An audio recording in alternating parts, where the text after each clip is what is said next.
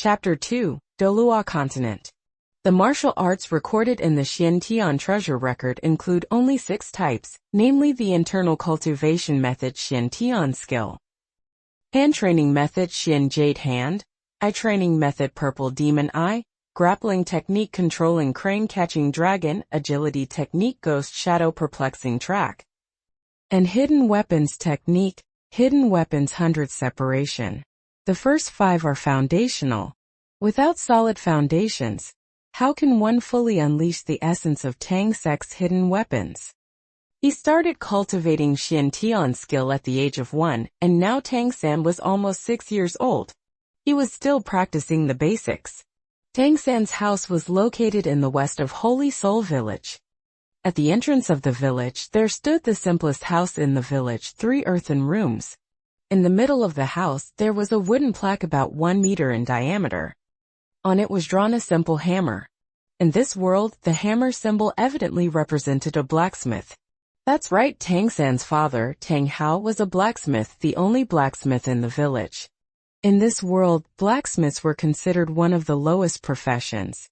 Due to certain peculiar reasons, the most advanced weapons were not made by blacksmiths. However, being the only blacksmith in the village, Tang San's family shouldn't have been so poor. But still, for some reason, their meager income mostly. As soon as he stepped inside, Tang San smelled the aroma of food. But it wasn't prepared by Tang Hao for him. Instead, it was prepared by him for Tang Hao.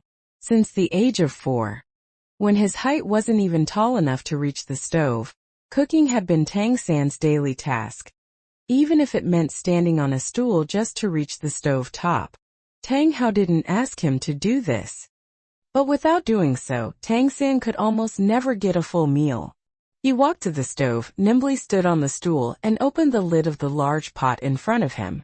Instantly, the aroma wafted out. The porridge was already cooked. Every day before going up the mountain, Tang San would put rice in the pot and prepare enough firewood. By the time he returned, the porridge would be done. Taking 2 chipped porcelain bowls from near the stove, each with more than 10 cracks, Tang San carefully filled them both with porridge. After placing them on the table, it was clear that the rice grains in the porridge could be counted. For a growing child like Tang San, the nutrition was clearly insufficient. That was also why his body was so small and thin. "Daddy, let's eat," Tang San called out. Sounds like he's calling a turtle, huh?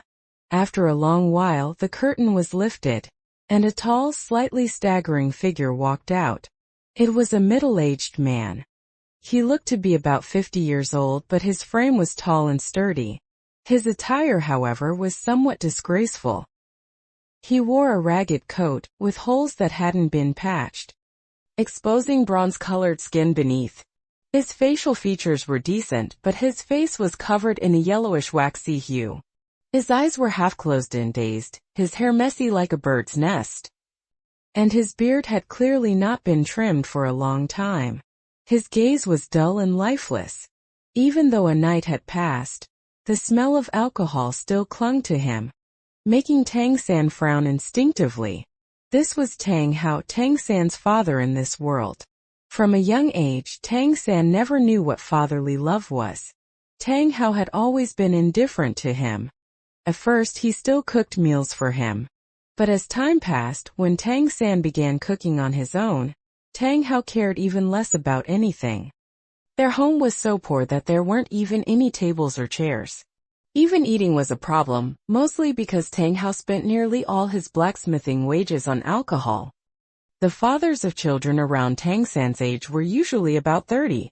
Some even married so early they weren't even 30 yet. But Tang Hao looked much older than them, more like Tang San's grandfather. Despite Tang Hao's attitude, Tang San held no resentment. In his previous life, he had been an orphan. In this life, even though Tang Hao didn't treat him well, at least he had a family member. That alone made Tang San feel very content.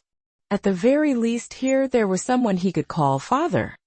Tang Hao picked up the bowl on the table without minding the heat and began to gulp down the porridge. His complexion looked slightly better afterward. "Dad, eat a bit slower. There's more," Tang San took the bowl from his father's hand and scooped him another full bowl of porridge. He also picked up his own bowl and sipped at it. When he was in the Tang Sect, he never really went anywhere and had very little contact with the outside world. He was like a blank sheet of paper. Coming to this world and becoming a little child again wasn't something he found hard to accept. Very quickly, Tang Hao had eaten about 70 to 80% of the porridge in the pot. He let out a long sigh, placed the bowl on the table and opened his eyes slightly wider, looking toward Tang San. If there's work, you go ahead and take it. I'll do it this afternoon. I'm going back to sleep. Tang Hao had a very regular routine. He slept in the mornings, forged some farming tools in the afternoon for a bit of income, and drank alcohol in the evenings. Okay, Dad. Tang San nodded. Tang Hao stood up. After eating quite a bit of porridge, his body finally stopped swaying. He headed toward the inner room. Dad! Tang San suddenly called out. Tang Hao stopped and turned to look at him. His brows were furrowed with a bit of impatience. Tang San pointed to a piece of metal in the corner that faintly glowed with a blue hue and said, "Can I use that piece of iron?" In his past life, he was the most outstanding outer disciple of the Tang Sect and was very skilled in crafting hidden weapons. Back then, the materials were all provided by the sect.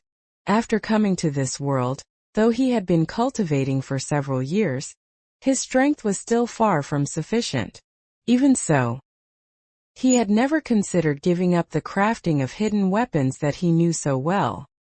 He had already begun experimenting with forging some basic ones, but materials had become a major problem.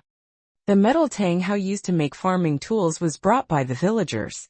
Most of it was regular iron with many impurities, making it difficult to forge good hidden weapons. The piece Tang San was pointing at had just been brought in the day before. What surprised Tang San was that it contained a certain amount of refined iron, which made it quite suitable for crafting hidden weapons. Tang Hao shifted his gaze to the piece of iron. There's refined iron in here. He walked over, bent down to take a closer look, then turned to Tang San and asked, "You want to become a blacksmith in the future?"